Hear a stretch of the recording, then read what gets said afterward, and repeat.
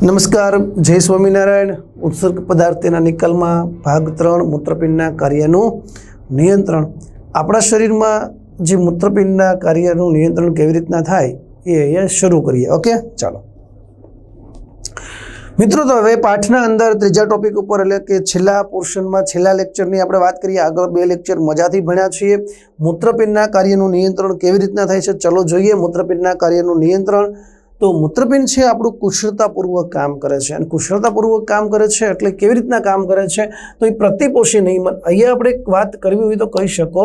અહીંયા પ્રતિપોષી નિયમન એટલે આપણે વાત કરવી તો કહી શકીએ કે ભાઈ પ્રતિપોષી કયા પ્રકારનું તો કે ભાઈ અંતઃસ્ત્રાવી પ્રતિપોષી નિયમન જોવા મળે છે। એના માટે આપણે એક શબ્દ વાપરો તો વાપરી શકાય કુશળતાપૂર્વક એ કાર્ય કરે છે। કેવી રીતના કુશળતાપૂર્વક એ હમણાં તમને સમજાવું। તો મૂત્ર જે પ્રતિપોષી નિયમન છે એના માટે જવાબદાર છે હાઇપોથેલેમસ, જે મગજનો સૌથી નાનો ભાગ છે। ત્યાર પછી જજીય એકમો, જગસ્ટા ગ્લોમેરુલર એપરેટસ, એને આપણે આગળ વાત કરી ગયા છતાં હમણાં વાત કરું છું। પિટ્યુટરી ગ્રંથિ છે કંઈક અંશે હૃદય। હવે અહીંયા મારે તમને 2 વાત સમજાવવાની છે। 2 વાત સમજવા માટે આપણે સૌ કોઈ તૈયાર રહીશું। અહીંયા પ્રતિપોષી નિયમન જે છે અંતઃસ્ત્રાવી નિયમન, તો એ સામાન્ય રીતે હકારાત્મક અને નકારાત્મક, એનો मतलब कि अपना देह जलनी अंदर જ્યારે सांद्रता घटी जाए बराबर, तो देह जल में सांद्रता घटे एनो मतलब एवो थाय देह जल में पाणीनुं प्रमाण वधे छे અને પાણીનું પ્રમાણ વધે છે એટલે આપણું શરીર છે એ મૂત્રપિંડ છે એ આપોઆપ મંદ મૂત્ર નિર્માણ કરવાની શરૂઆત કરે છે। આના કારણે આનાથી ઊંધું જો દેહજળ છે એ દેહજળનું પ્રમાણ છે એની सांद्रता છે એ ઘટેના બદલે વધે, मतलब કે પાણીનું પ્રમાણ છે એ ઘટે તો આપણું શરીર મૂત્રપિંડ છે એ આપોઆપ આપોઆપ મૂત્ર છે એ સાંદ્ર મૂત્ર નિર્માણ કરવાની શરૂઆત કરી દે। तो मंदमूत्र अथवा तो सांद्रमूत्र निर्माण करवा माटे आखी घटना प्रतिपोषी अंतःस्त्रावीय प्रक्रिया आपણા શરીરમાં થતી હોય છે। એમાં આપણે વાત કરવાની છે કે એમાં હાઇપોથેલેમસ, પિટ્યુટરી, હૃદય, જજીય કેવી રીતના ભાગ ભજવે છે તે રીતના। હવે અહીંયા મારે તમને જે વાત કરવાની છે તો એમાં જજીય કોણ કહેવાય, હાઇપોથેલેમસ, પિટ્યુટરી કામ શું કરે છે એની હું તમને જજીયને આપણે થોડાક સમય પછી લઈએ બરાબર। પહેલા હું તમને હાઇપોથેલેમસ અને હૃદય દ્વારા પશ્વ પિટ્યુટરી દ્વારા पिट्यूटरी में खास करीने कई पशुओं तमने खबर है कि हाइपोथेलेमस आपणे आगळ भणीशुं बराबर। हाइपोथेलेमस पिट्यूटरी साथे जोडाण धरावे छे। पिट्यूटरीना आम तो 3 भाग छे, अग्र, मध्य अने पश्व बराबर। तो अहींया हाइपोथेलेमस जे छे ए पिट्यूटरीना पश्व भाग साथे जोडायेलो होय छे। एने कहेवामां आवे छे न्यूरो हाइपोफाइसिस। शुं कहेवामां आवे छे? न्यूरो हाइपोफाइसिस चेता अंतःस्रावीय भाग है और हाइपोथेलेमसना अंतःस्राव तेना पर असर करी और पिट्यूटरी ग्रंथि है एने सक्रिय बनावीने तेमांथी अंतःस्रावनो स्त्राव प्रेरे छे। जोईए तो मूत्रपिंडना कार्यना नियंत्रणमां खास करीने सांद्रता आधारित कार्य मूत्रपिंडना कार्यનું નિયંત્રણ એમાં માનવ મૂત્રપિંડ सांद्रता आधारित काम करे छे। सांद्रता आधारित हमणां मैं तमने वात करी, जो आपણા શરીરમાં सांद्रता છે એનું પ્રમાણ ઘટે એટલે सांद्रता ઓછી એટલે પાણીનું પ્રમાણ વધે તો મંદ મૂત્ર બનાવશે, અને જો શરીરમાં सांद्रता વધે એટલે પાણીનું પ્રમાણ ઘટે તો सांद्र મૂત્ર બનાવશે। ओके, तो મૂત્રપિંડની सांद्रता आधारित કેવી રીતના કામ કરે છે તો सांद्रता વધે છે તો મૂત્ર કેવું બનાવે છે? सांद्र। कारण के सांद्रता વધે છે તો એનો મતલબ પાણી છે એ પાણી શરીરમાં ઘટે છે એટલે મૂત્ર વૃદ્ધિ અટકાવે, મૂત્રને सांद्र બનાવે। બીજી બાજુ જોઈએ सांद्रता ઘટે તો મૂત્ર કેવું બને છે? મંદ બને છે। सांद्रता ઘટે છે તો એનો મતલબ પાણી છે એનું પ્રમાણ વધે છે। તો આ એક કેવું કહેવાય? કુશળતાપૂર્વક કહેવાય। तो कुशलतापूर्वक सामान्य रीते मानव मूत्रपिंड से कार्य करे छे अने एमां कई रीतना शक्य बने छे तो आ केम खबर घटे वधे मूत्र सांद्र बनावो, मूत्र बंध बनावो, एना आधारित अंतःस्रावी प्रक्रिया प्रेरवी, अंतःस्रावी प्रक्रिया अटकावी, हकारात्मक नियमन नकारात्मक नियमन केम थाय तो ए माटे आपणा शरीरमां आश्रुति ग्राहको आवेला होय छे। आश्रुति ग्राहको एटले ओस्मो रेग्युलेटर्स आवेला होय छे अने ए ओस्मो रेग्युलेटर्स मुख्य 3 काम करे छे। ए आश्रुति ग्राहको 3 बाबतमां ए संवेदी बने छे, सक्रिय बने छे। एक रुधिरना कदनी अंदर प्रवाहीना प्रमाण એટલે કે દેહજળ જે આપણે વાત કરવાના છીએ અને આયનિક સાંદ્રતાની અંદર આમાં કોઈ પણ પ્રકારનો શું પ્રેરાય? ફેરફાર, રુધિરના કદમાં વધારો ઘટાડો થાય તોય આશ્રિત નિયામકો સક્રિય બને, પ્રવાહીના પ્રમાણમાં વધારો ઘટાડો થાય તોય સક્રિય બને, આયનિક સાંદ્રતામાં વધારો ઘટાડો થાય તોય સક્રિય બને, બરાબર। જે પ્રમાણે એમાં ફેરફાર થાય એ પ્રમાણેનો સંવેદી સંદેશો છે એ મગજને અંદર હાઇપોથેલેમસને પહોંચાડે, પરિણામે આ ઘટના આખી જ ચોક્કસ સુવ્યવસ્થિત કુશળતાપૂર્વક કાર્ય થાય છે। જોઈએ આપણે તો અહીંયા આપણે પ્રવાહીના કદની અંદર ફેરફારની વાત આવે તો એમાં કોઈ પણ પ્રકારનો ફેરફાર થાય તો આશ્રિત ગ્રાહકો ઉત્તેજિત બને। હવે એ જે પ્રવાહીના કદમાં ફેરફાર થાય તો કેવો ફેરફાર, તો આપણે ફેરફારમાં પહેલો ફેરફાર લઈએ કે પ્રવાહીનું કદ ઘટે। ચલો હવે કદ ઘટે તો એનો મતલબ શું થયો, બરાબર સમજો।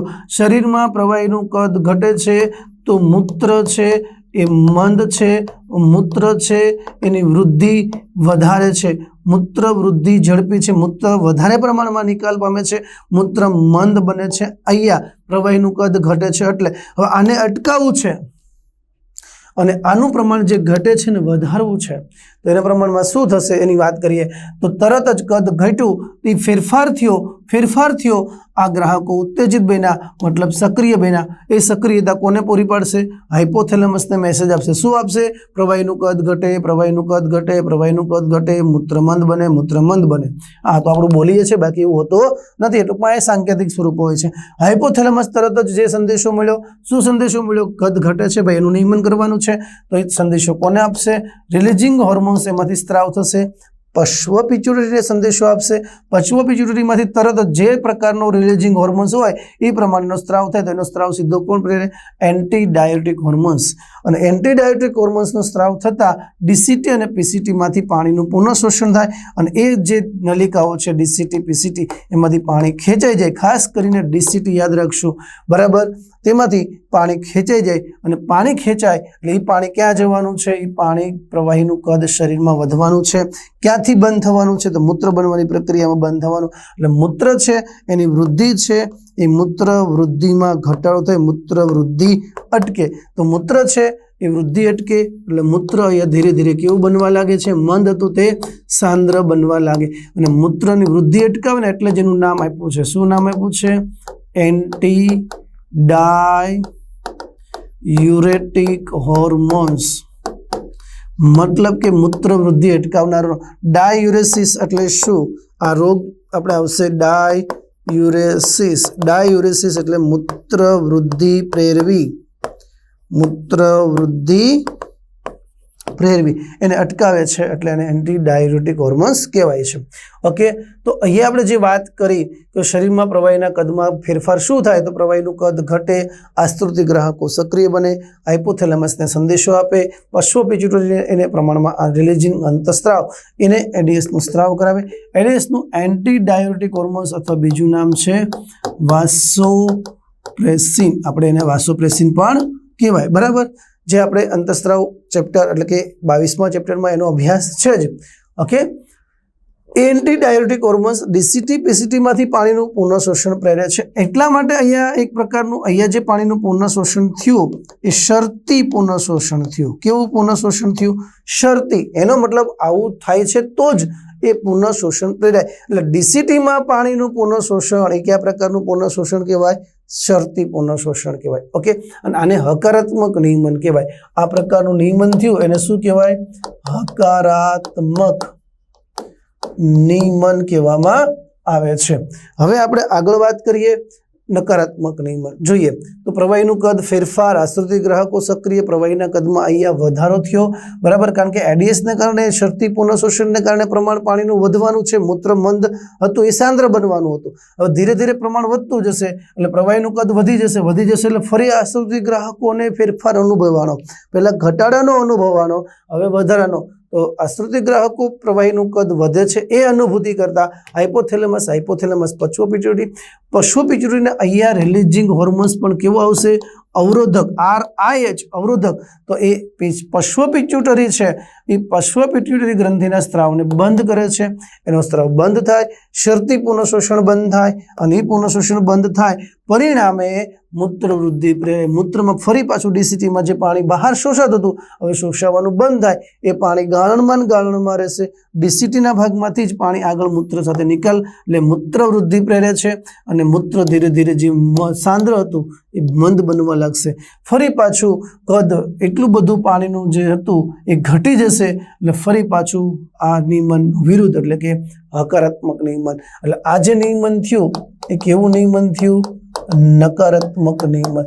તો અહીંયા હકારાત્મક અને નકારાત્મક એમ બંને અલગ અલગ પ્રકારના નિયમન, એટલે આપણે એને પ્રતિપોષી નિયમન કહેવામાં આવે છે. તો આ રીતે આપણા શરીરની અંદર જે પ્રવાહીના કદનું નિયમન માટે મૂત્રપિંડ બહુ ચોક્કસ રીતે કાર્ય કરે છે. ઓકે, તો અહીંયા આપણે મૂત્રવૃદ્ધિ પ્રેરે છે તો એને આપણે ડાયુરેસિસ કીધું હતું, પેલી બાજુ અટકાવતું હતું એટલે એન્ટી ડાયુરેસિસ કહેવાય. ઓકે, હવે આપણે જે વાત કરવાની છે કે એડીએસ સામાન્ય રીતે બીજા કાર્યો શું કરે? તો મૂત્રપિંડના કાર્યો પર પણ અસર કરે છે, જે મૂત્રવૃદ્ધિ પ્રક્રિયા પ્રેરવા અટકાવવા માટે તો જવાબદાર છે, પણ રુધિરવાહિનીઓનું સંકોચન પ્રેરે છે, જેના કારણે દબાણમાં વધારો પ્રેરે છે અને પરિણામે જીએફઆર દર યોગ્ય રીતે જળવાઈ પણ રહે છે. ઓકે, આ પણ કાર્ય એન્ટી ડાયુરેટિક હોર્મોન્સ અંતઃસ્ત્રાવનું પણ છે. ઓકે, આગળ વાત કરીએ રાસ. રાસ સમજતા પહેલા મારે તમને જે વાત કરવાની હતી, જેજીએ જકસ્ટા ગ્લોમેરુલર એપરેટસ. હવે સામાન્ય આ કોના કોના વચ્ચે રચાય છે? તો એ અંતર્વાહી ધમનિકા છે, એના કોષો અને ડીસીટી વચ્ચે રચાય છે. બરાબર, સમજો. તો અંતર્વાહી ધમનિકા છે, આપણે પેનના કલરનો ઉપયોગ કરતા જઈએ. બરાબર, તો અંતર્વાહી ધમનિકા જે છે આ અંતર્વાહી ધમનિકા છે. ઓકે, અને ડીસીટી જે છે તો ડીસીટીનો જે ભાગ છે આ ડીસીટીનો ભાગ, તો આ બેના જે સંપર્ક સ્થાનો છે આ સંપર્ક સ્થાનો ત્યાં આ જેજીએ ગ્લોમેરુલર એપરેટસ રચાય. હવે અહીંયા બરાબર સમજજો, અને આપણે થોડુંક ઝૂમ કરીને લઈએ અથવા તો આને અલગ રીતે હું તમને સમજાવવાનો પ્રયત્ન કરું છું. બરાબર સમજજો. ઓકે, હવે અહીંયા આ ધમની છે, તમે આડોછેદ લો તો ધમનીનો આડોછેદ લીધો, થોડો કલર દેખાવામાં પેલો થશે પણ ચાલશે. બરાબર, હવે તમે જુઓ આ ધમની હતી અને આ જે છે એ છે આપણો ડીસીટીનો ભાગ. આ કોણ છે? ડીસીટીનો ભાગ છે. બરાબર, અને આ ભાગ છે ગ્લોમેરુલા, રુધિર કેશિકા. બરાબર, રુધિર કેશિકા ગ્લોમેરુલા. ઓકે, હવે એના જે કોષો જે અહીંયા સંપર્કમાં આવે એ સેજ બીજા કોષો કરતા ઉપસેલા હોય છે, અલગ હોય છે. બરાબર, એ રીતના ડીસીટીના કોષો જે આના સંપર્કમાં આવે એ થોડાક જુદા હોય છે. તો અહીંયા આ જે કોષો છે સામાન્ય રીતે અહીંયા તમે જુઓ કે જે આ કોષો છે એ ગ્લોમેરુલર કોષો કહેવાય.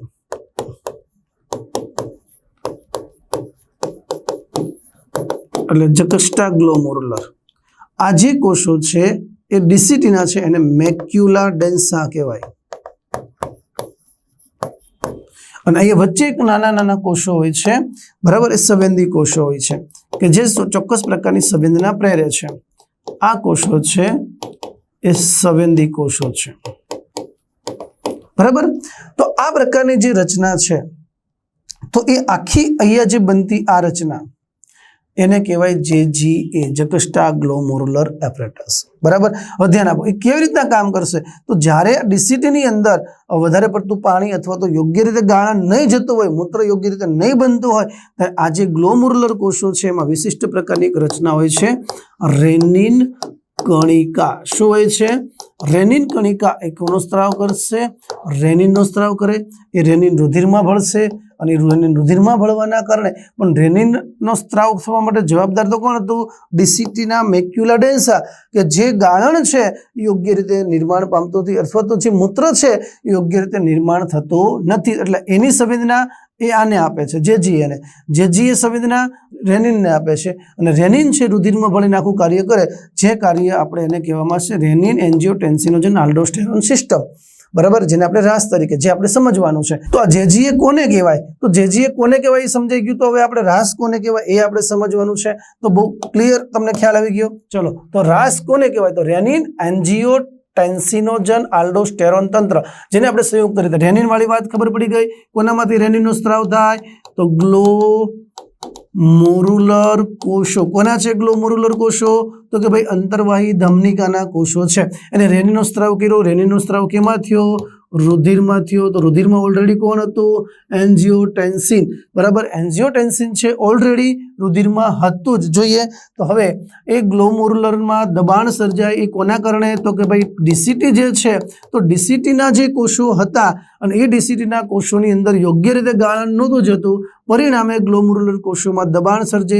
અંતર્વાહી ધમનિકાના જેજી કોષોમાં આવેલી રેનિન કણિકાથી રેનિનનો સ્ત્રાવ થયો અને એ રેનિન કેમાં ભળ્યો? રુધિરમાં ભળ્યો. રુધિરમાં ઓલરેડી કોણ હતું?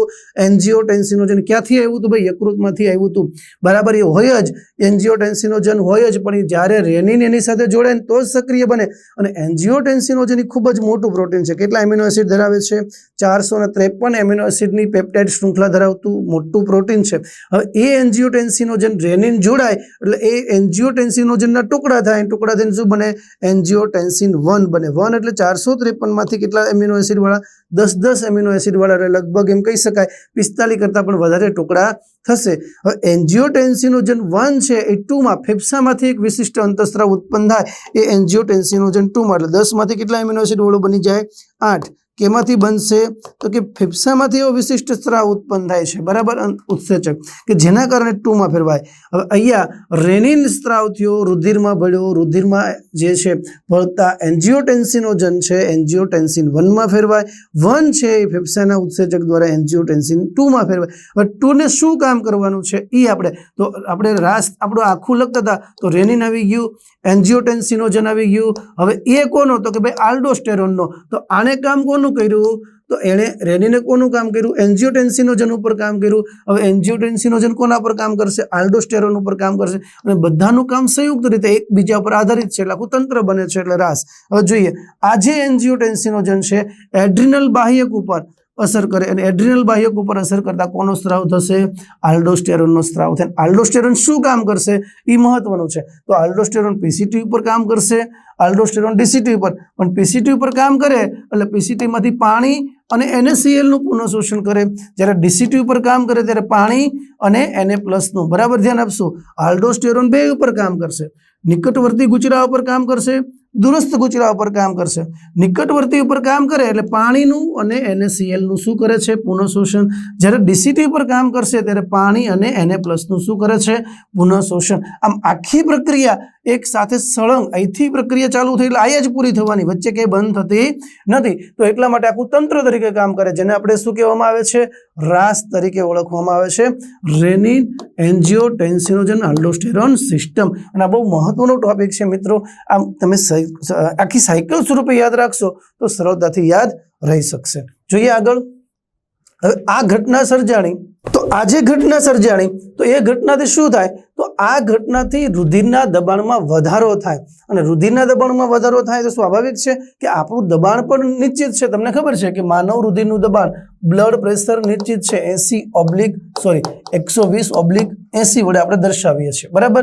તો આ દબાણમાં વધારો થાય તો હાઇપરટેન્શન થઈ જાય. તો હાઇપરટેન્શન આપણે નથી કરવાનું, હાઇપરટેન્શન થાય એ યોગ્ય નથી. તો આ કાર્ય માટે બીજું કાર્ય મુશ્કેલીમાં પડે એ શક્ય નથી. એટલે આ દબાણમાં જે વધારો થાય તો નિયમન તરફ કે ભાઈ રુધિર છે આ દબાણમાં વધારો થાય તો હૃદય તરફ આવતી જે રુધિર વાહિની છે એમાં બ્લડ પ્રેશર વધે. એ બ્લડ પ્રેશર વધે તો આખા શરીરનું બ્લડ પ્રેશર વધે. પરિણામે એ રુધિર વાહિની જ્યારે હૃદય તરફ આવે છે કે જેની અંદર ઓલરેડી બ્લડ પ્રેશર વધુ છે તો એ હૃદયને ખબર પડી જાય કે ઉપર આ રાસનું જે કાર્ય છે થયું છે. એટલે હૃદયના કર્ણકમાંથી ANF મુક્ત થાય છે. ANF એટલે આગળ આવશે જ એટ્રિયલ એટલે કર્ણક, નેટ્રીયુરેટિક ફેક્ટર,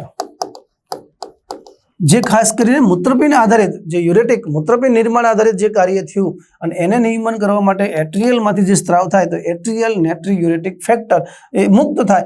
એ જે મુક્ત થાય તો આનો એક ગુણ છે એ પ્રબળ રુધિરવાહિની વિસ્તરણકારક છે, બરાબર. રુધિરવાહિનીનું તરત શું કરશે? વિસ્તરણ. હવે જે રુધિર આવે છે દબાણથી આવે છે, હવે દબાણ ઘટાડવું હોય તો શું કરવું પડે? તો રુધિરવાહિનીને પહોળી કરી દે. રુધિરવાહિની જેવી પહોળી દેશે એટલે દબાણ કેવું થઈ જશે? સામાન્ય. એટલે રુધિરવાહિનીનું વિસ્તરણ કરે અને પરિણામે રુધિરનું દબાણ ઘટી જાય. પરિણામે જે રાસના કારણે જે દબાણ વધ્યું હતું એ રાસના કારણે દબાણનું સામાન્ય કોણે બનાવ્યું? NF. તો NF કોના પર નિયંત્રણ કરે છે? તો NF છે એ કોના પર નિયંત્રણ કરશે? રાસના કાર્ય ઉપર નિયંત્રણ કરે છે એવું કહી શકાય. તો NF એ રાસનું ચોક્કસ રીતે શું કરે છે?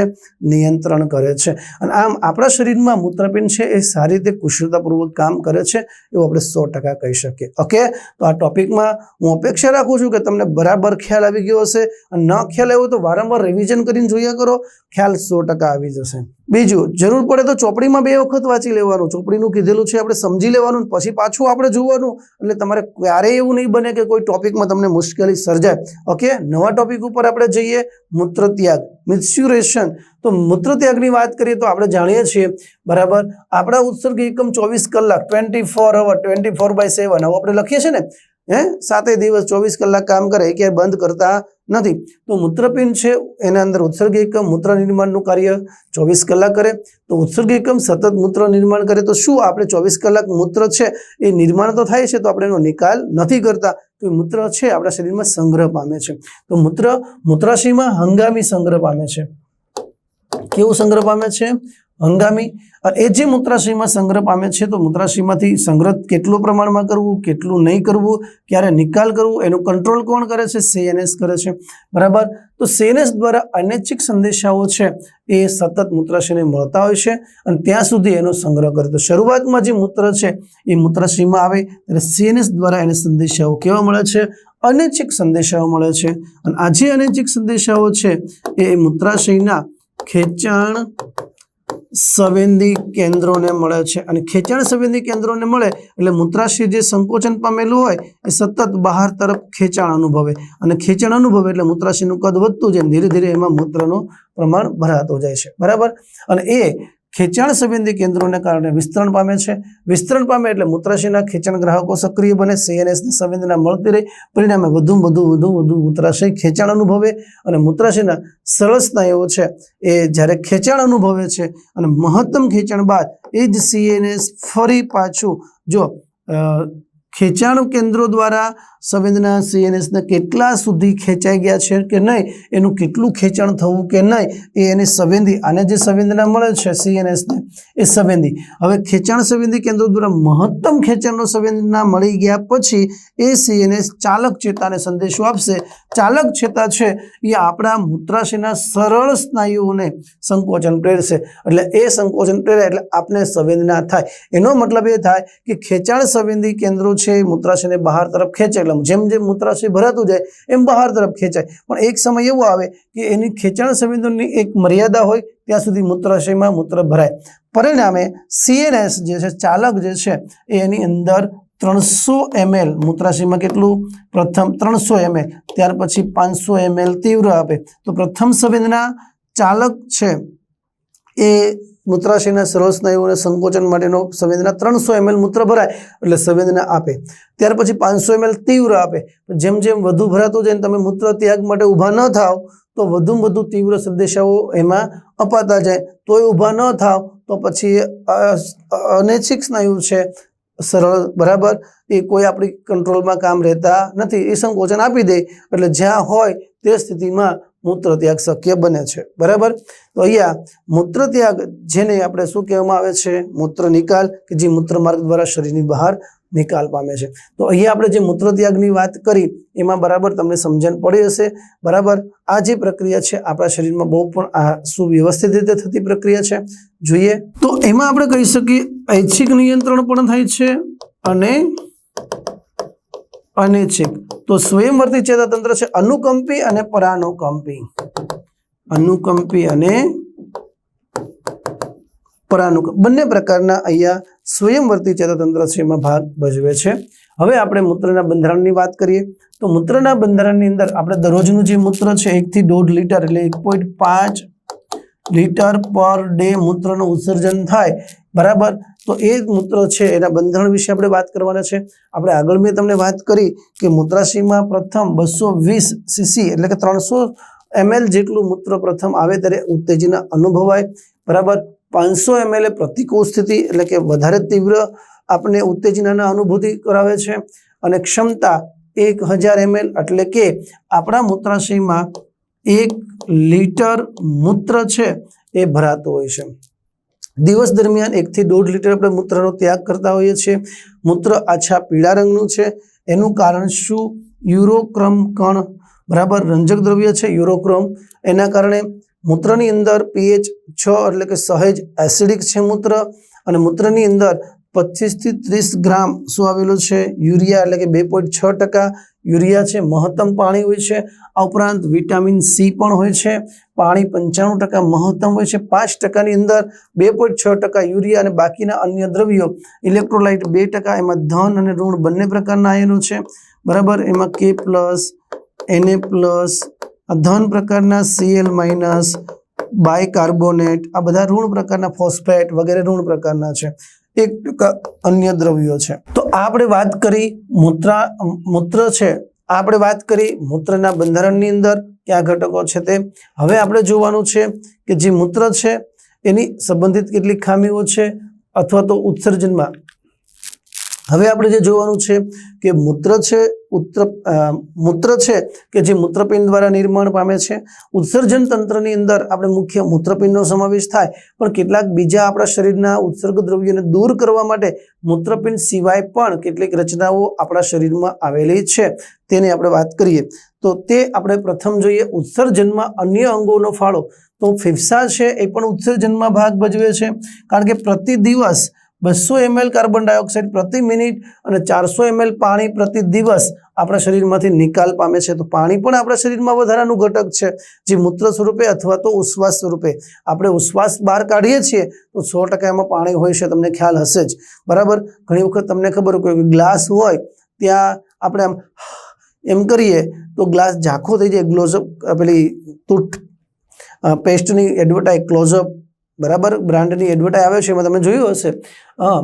તો આજે છે ઉશ્વાસમાં પાણી, કાર્બન ડાયોક્સાઇડ ફેફસા દ્વારા, યકૃત છે એમાં પિત્તરસ, રંજક દ્રવ્યો, steroid hormones, vitamin, drugs, cholesterol, આમાંથી જે વધારાના ઘટકો છે એનું યકૃત છે એ વધારાના ઘટકો આજે હોય એનો યકૃત દ્વારા નિકાલ ક્યાં થાય છે? તો યકૃત એ વધારાના ઘટકોને અન્નમાર્ગમાં ઠાલવે છે, બરાબર। અને અન્નમાર્ગ છે એ વધારાના જે ઘટકો છે એને મળ ઉત્સર્જન સ્વરૂપે નિકાલ પામે છે। આમ તો મળના રંગ માટે રંજક દ્રવ્યો જવાબદાર છે, એટલે રંજક દ્રવ્યો આપણા યકૃત દ્વારા જે નિર્માણ પામે એમાં જે વધારાના રંજક દ્રવ્યો છે એ મળના રંગ માટે જવાબદાર બનતા હોય છે। પાચન માર્ગ છે એ પણ આપણે વાત કરી યકૃતમાંથી અથવા તો લસિકાઓ છે, આપણું જે લસિકા તંત્ર છે શરીરમાં, જે આંતરકોષીય અવકાશમાં રહેલા જે કંઈ વધારાના બિન ઘટક તત્વો છે, બિન ઉપયોગી તત્વો છે, એને લસિકા દ્વારા રુધિરમાંથી પાચન માર્ગમાં ઠલવાતા હોય છે। ત્વચા પણ અગત્યની છે, એમાં પ્રસ્વેદ ગ્રંથિ છે, સ્નિગ્ધ ગ્રંથિ છે, બરાબર। પ્રસ્વેદ ગ્રંથિની વાત કરીએ તો NaCl, યુરિયા, લેક્ટિક એસિડ, પાણી, બરાબર, એમાં પાણી સૌથી વધારે હોય છે। તો એ સામાન્ય પ્રસ્વેદ ગ્રંથિ છે, આ બધા જે ઘટકો છે એમાં યુરિયા ઉત્સર્ગ પદાર્થ તરીકે આપણે લઈ શકાય, બરાબર, પાણી વધારાનું।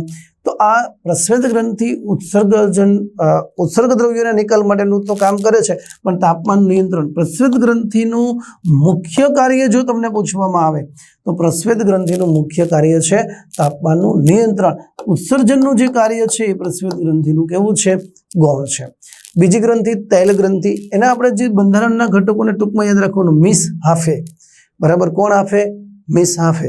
મી એટલે મીણ, છ એટલે સ્ટેરોલ્સ, હા એટલે હાઇડ્રોકાર્બન, બરાબર, અને ફેટી એસિડ, આ 4 ઘટકો જે છે એને સંયુક્ત રીતે એક શબ્દ આપવો હોય તો શું અપાય? સીબમ। શું શબ્દ અપાય? સીબમ। જેમ પ્રસ્વેદ ગ્રંથિના આ ઘટકો માટે એક શબ્દ આપવો હોય તો શું અપાય? પરસેવો। જેમ પરસેવો પ્રસ્વેદ ગ્રંથિનો છે એનું બંધારણ આ થયું, એમ તૈલ ગ્રંથિનું ઘટક સીબમ તો એનું બંધારણ થયું। ઓકે, શું કાર્ય કરે? આ બહુ અગત્યનું છે, બરાબર। શું કાર્ય કરે તો એના માટે વાત કરીએ તો જે સીબમ છે તો એની હું તમને સહેજ નોંધ કરાવી દઉં। સીબમ છે એ ત્વચાને કેવી બનાવે છે? સુવાળી। વાળને પણ કેવા બનાવે છે? સુવાળા। અને વાળને સામાન્ય રીતે કેવા રાખે છે? ભીના રાખે છે। તો આ સીબમ ખાસ કરીને આપણી ત્વચા માટે અને વાળ માટે ખૂબ જ ઉપયોગી દ્રવ્ય બને છે, એ એનું મુખ્ય કાર્ય થયું। જેમ પ્રસ્વેદ ગ્રંથિનું મુખ્ય કાર્ય તાપમાન નિયંત્રણ, એમ સીબમનું મુખ્ય કાર્ય, બરાબર, ત્વચાને સુવાળી રાખવી, વાળને ભીના સુવાળા રાખવા, બરાબર, એ સિબમનું કાર્ય છે. તો તેલ ગ્રંથિ છે, બરાબર, એનું એ બંધારણીય ઘટક છે અથવા તો એનું સ્ત્રાવ છે. લાલ રસ નાઇટ્રોજન યુક્ત ઉત્સર્ગ દ્રવ્ય છે, ભારે ધાતુ તત્વોનો નિકાલ કરે છે. નાઇટ્રોજન યુક્ત દ્રવ્ય, આ ઉપરાંત ભારે ધાતુ તત્વ છે એનું ઉત્સર્જન કરે છે. આમ તો લાળ પણ ખાસ કરીને આ જે ઔષધીય ગુણ ધરાવે છે અને એના કારણે આપણા માટે ખૂબ જ ઉપયોગી પણ છે. ઓકે, તો આપણે અન્ય અંગો છે એની આપણે વાત કરી કે જે ઉત્સર્જનમાં ભાગ ભજવે છે, પણ એ બધા ઉત્સર્જનના ગૌણ કાર્યમાં ભાગ ભજવે છે. એના દરેકનું મુખ્ય કાર્ય જુદું છે.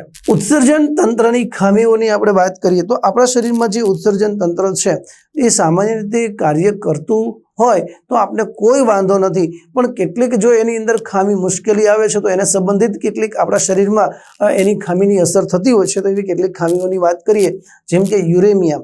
તમે જાણો છો કે આપણા શરીરમાં ઉત્સર્જન પામતું સૌથી મોટામાં મોટો ઘટક હોય, સૌથી વધુ પ્રમાણમાં નિર્માણ પામતો ઘટક હોય તો એ યુરિયા છે. તો યુરિયા આપણા રુધિરમાં જ બને છે, ઉમેરાય છે અને રુધિરમાંથી મૂત્રપિંડ દ્વારા તેને અલગ કરવામાં આવે છે. પણ જો એ ઉત્સર્જન તંત્રની ખામીની અંદર યુરિયા આપણા રુધિરમાંથી દૂર થતો નથી, યુરિયા પૂરતી માત્રામાં દૂર થતો નથી, એનો મતલબ રુધિરમાં જળવાઈ રહે છે, તો એ પરિસ્થિતિને યુરેમિયા કહેવાય. શું કહેવામાં આવે છે?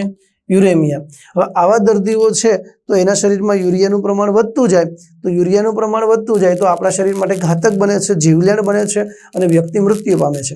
પરંતુ હાલની પરિસ્થિતિમાં આવા જો કોઈ યુરેમિયાના દર્દીઓ માટે હિમોડાયાલિસિસ પદ્ધતિ દ્વારા રુધિરમાં રહેલું જે યુરિયા છે દૂર કરવામાં આવે છે.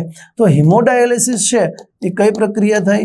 કૃત્રિમ મૂત્રપિંડ જેવી કાર્યવિધિ કરે છે. એટલે મૂત્રપિંડ જેવી કાર્ય કરે એટલે એને કૃત્રિમ મૂત્રપિંડ કહેવામાં આવે છે.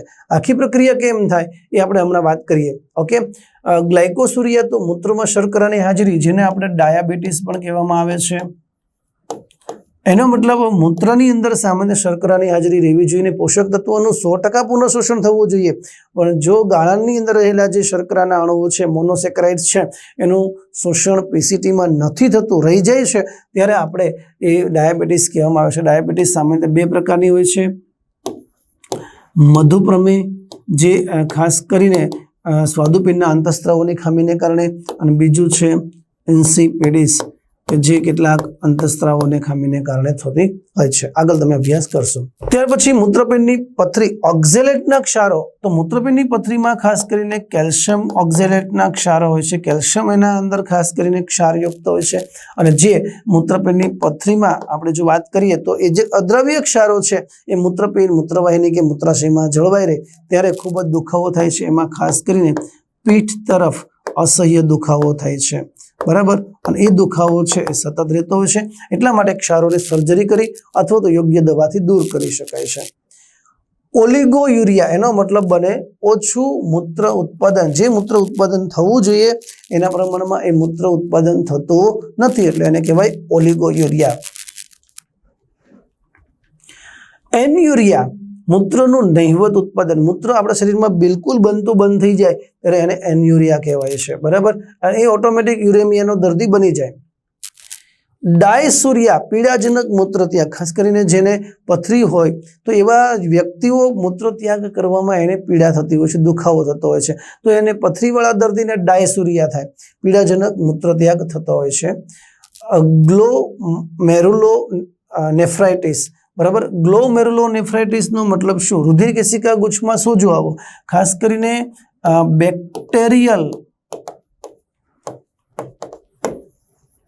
ઇન્ફેક્શન જ્યારે પ્રેરાય છે, બેક્ટેરિયાનું ઇન્ફેક્શન મૂત્રમાર્ગમાં છે, એ મૂત્રમાર્ગમાં ફેલાયેલું ઇન્ફેક્શન છે એ છેક બાઉમેની કોથળીના રુધિર કેશિકા ગુચ્છ સુધી પહોંચે ત્યારે આપણે એને ગ્લોમેરુલોનેફ્રાઇટિસ કહેવામાં આવે છે. આમાં પણ ખાસ કરીને પીઠ તરફ અસહ્ય દુખાવો થતો હોય છે. આ વ્યક્તિઓને યોગ્ય દવાથી એની સારવાર આપી શકાય છે. હિમેટોયુરિયા, રક્તકણની હાજરી. હિમેટોયુરિયાનો મતલબ કે આરબીસી છે, રક્તકણ છે, આરબીસીની હાજરી, રક્તકણની મૂત્રમાં હાજરી જોવા મળે તો એને હિમેટોયુરિયા કહેવામાં આવે છે. આપણે યુરેમિયાની વાત કરી હતી, ડાયાલિસિસની વાત કરી હતી, બરાબર. અહીં મિત્રો સમજો, હું સમજાવવાનો જે પ્રયત્ન કરું એમાં હિમોડાયાલિસિસ પ્રક્રિયા છે, રુધિરમાંથી યુરિયાને દૂર કરવાની પ્રક્રિયા. કૃત્રિમ મૂત્રપિંડ, આ વ્યક્તિને યોગ્ય રીતે રુધિર છે એમાંથી યુરિયા મૂત્રપિંડ દ્વારા દૂર નથી થતો, તો એની શરીરની ખાસ કરીને જે ધમની છે એ ધમનીમાંથી રુધિર લેવામાં આવે છે. કેમાંથી રુધિર લેવામાં આવે છે? ધમનીમાંથી, બરાબર, યાદ રાખશું. ધમનીમાંથી રુધિરને બહાર કાઢવામાં આવે છે. જે રુધિર ધમનીમાંથી લેવામાં આવે, બરાબર, એ રુધિરને ખાસ કરીને પહેલા ફ્રીઝ કરવામાં આવે છે, ઠંડુ કરવામાં આવે છે. પણ એ પહેલા એ જેવું રુધિર બહાર નીકળતી પહેલા રસ્તામાં એમાં હિપેરિન ઉમેરવામાં આવે છે. શું ઉમેરવામાં આવે છે? હિપેરિન દ્રવ્ય ઉમેરવામાં આવે છે. કારણ કે ફ્રીજ કરતા પહેલા હિપેરિન ઉમેરવું પડે, નહીતર રુધિરમાં તમને ખબર છે રુધિરરસમાં 90% કરતાં પણ વધારે પાણી છે, તો એ જામી જાય. એટલે એટલા માટે રુધિર ઘટ બને પણ રુધિર જામી ન જાય એટલા માટે હિપેરિન ઉમેરવામાં આવે છે. એટલે બરાબર યાદ રાખશું, જે રુધિર લેવામાં આવે એમાં કોને ઉમેરવામાં આવે છે? હિપેરિન ઉમેરવામાં આવે છે. ત્યાર પછી એને શું કરવામાં આવે છે? ઠંડુ પાડવામાં આવે છે, એટલે કે ફ્રીજ કરવામાં આવે છે. અને ત્યાર પછી આ યંત્ર છે એને શું કહેવામાં આવે છે? ડાયાલાઇઝર. શું કહેવામાં આવે છે? ડાયાલાઇઝર યંત્ર. હવે એની વિશે હું તમને વાત કરી દઉં. ડાયાલાઇઝર યંત્રની અંદર જે પ્રવાહી ભરેલું હોય છે તો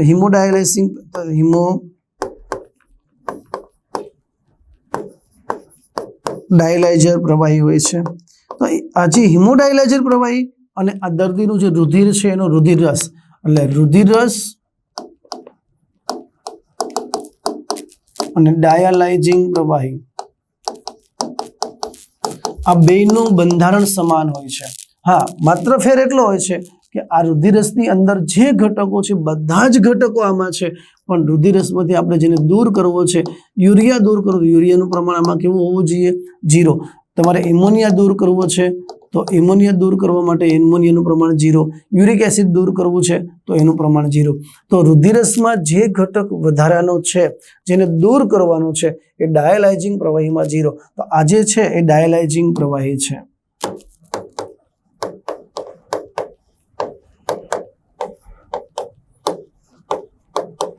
આ ડાયાલાઇઝિંગ પ્રવાહી કોના જેવું હોય છે? રુધિર રસ જેવું જ. એના રુધિરરસના જેટલા ઘટકો છે એટલા બધા જ ઘટકો સેમ ઇક્વલ હોય, બરાબર, એના જેવો જ હોય છે. અને એ જે પ્રવાહી છે એમાં માત્ર ગેરહાજર હોય તો યુરિયા, અહીં આપણે યુરિયાને દૂર કરવો છે તો યુરિયા 0% હોય છે. હવે આ જે લાલ કલરની નળી છે એ સેલોફેન પેપરની નલિકા છે. સેલોફેન પેપર છે એ કેવું છે? અર્ધ પ્રવેશશીલ પટલ છે. એનો મતલબ એ આશ્રુતિની સિદ્ધાંતની આધારિત પ્રક્રિયા દર્શાવે છે. એટલે હવે અહીંયા ડાયાલાઇઝિંગ પ્રવાહી અને જે દર્દીનું રુધિર બે વિરુદ્ધ દિશામાં વહન પામે, બરાબર. કોણ વિરુદ્ધ દિશામાં વહન પામે? રુધિર અને પ્રવાહી, બરાબર. ડાયાલાઇઝિંગ પ્રવાહી એ કેવી દિશામાં વહન પામે છે? બે વિરુદ્ધ દિશામાં. પરિણામે આશ્રુતિના નિયમ પ્રમાણે અહીંયા સાંદ્રતા રુધિરમાં યુરિયાની વધુ હશે, બરાબર. તો ડાયાલાઇઝિંગ પ્રવાહીમાં અહીંયા સાંદ્રતા યુરિયાની સૌથી ઓછી હશે. પણ જેમ જેમ રુધિર નીચે તરફ આવશે, જે રુધિર નીચે તરફ આવતું જશે એમ રુધિરમાંથી યુરિયા બહાર, કારણ કે અહીંયા યુરિયાની સાંદ્રતા અહીંયા ઓછી છે, અહીંયા યુરિયાની સાંદ્રતા સેલોફેન નલિકા એટલે કે રુધિરમાં વધુ છે, એટલે રુધિરમાંથી યુરિયા બહાર આવતો જશે. અને જેમ જેમ બહાર આવતો જશે તો જેમ જેમ રુધિર નીચે આવતો જશે એમ યુરિયા છે બહાર નીકળતો જશે. અને અહીંયા અંતે કેવું રુધિર મળશે આપણને? શુદ્ધ રુધિર, કે જેમાં યુરિયા નહીં હોય. અને અહીંથી જે પ્રવાહી બહાર નીકળશે તેમાં યુરિયા મહત્તમ હશે. તો અહીંયા છે એ યુરિયા યુક્ત બને છે, બરાબર. જે શરૂઆતમાં ન હતો એ પછી કામ આવતું નથી, એને ફેંકી દેવાનું હોય છે, બરાબર. તો યુરિયાયુક્ત જે પ્રવાહી છે એને આપણે દૂર કરી અને અંતે શુદ્ધ રુધિર. હવે શુદ્ધ રુધિર સીધું જ આમાં નથી દાખલ કરવામાં આવતું, તો એને પહેલા જે અહીંયા પ્રક્રિયા કરી એનું ઊંધું ફ્રીજ થયેલું છે તો પહેલા એ રુધિરને શરીરના તાપમાને લાવવામાં આવે છે. ત્યાર પછી એમાં હિપેરિનની અસર દૂર કરવા માટે શું નાખવાનું? એન્ટી હિપેરિન દ્રવ્ય ઉમેરવાનું, જેથી હિપેરિનની અસર દૂર થાય. હા, હિપેરિન જેટલું શરીરમાં હોય એટલી માત્રા રાખવામાં આવે, પણ વધારાનું જે હિપેરિન આપણે નાખ્યું હતું એને દૂર કરવામાં આવે. આખી પ્રક્રિયા છે ને એનો સમયગાળો કેટલો હોય છે ખબર છે? 4 થી 5 કલાકનો હોય છે. જે વ્યક્તિ પર આધારિત છે કોઈ વ્યક્તિને અઠવાડિયામાં 2 વખત કે કોઈ વ્યક્તિને અઠવાડિયામાં 3 વખત ડાયાલિસિસ કરાવવું પડતું હોય છે. પણ આવું કરાવવાથી એના શરીરમાં રહેલા જે કંઈ ઉત્સર્ગ દ્રવ્ય એટલે કે યુરિયા કે બીજા કોઈ ઘટકો હોય એને 100% દૂર કરી શકાય. એટલે એ મૂત્રપિંડ જે કામ નથી કરતું એ આ જ કામ કરે છે, એટલે આપણે આને કૃત્રિમ મૂત્રપિંડ કહેવામાં આવે છે. ઓકે, અપેક્ષા રાખું છું કે આ ટોપિકમાં તમને બરાબર ખ્યાલ આવી ગયો હશે. અને એ સાથે આ ટોપિક પૂરો કરીએ અને સાથે સાથે પાઠની અંદર પણ કોઈ પણ એવા હવે ટોપિક બાકી નથી કે જે બાકી રહ્યા હોય. એટલા માટે તમારો આભાર વ્યક્ત કરું છું. રેપી લર્નિંગ હબ સાથે જોડાઈ રહેવા બદલ આભાર. આ પાઠને આપણે પૂર્ણ કરીએ છીએ. આ જ રીતના તમને દરેક પાઠનું તમને ખાસ કરીને અભ્યાસ માટે વિડીયો રેકોર્ડિંગ તમને મળવાનું છે અને મળી ગયું હશે. જોતા રહેજો અને ખૂબ જ ઉત્સાહથી અભ્યાસ કરો, ભણતા રહો, આગળ વધતા રહો. વંદે માતરમ, જય હિન્દ. ફરી મળીએ.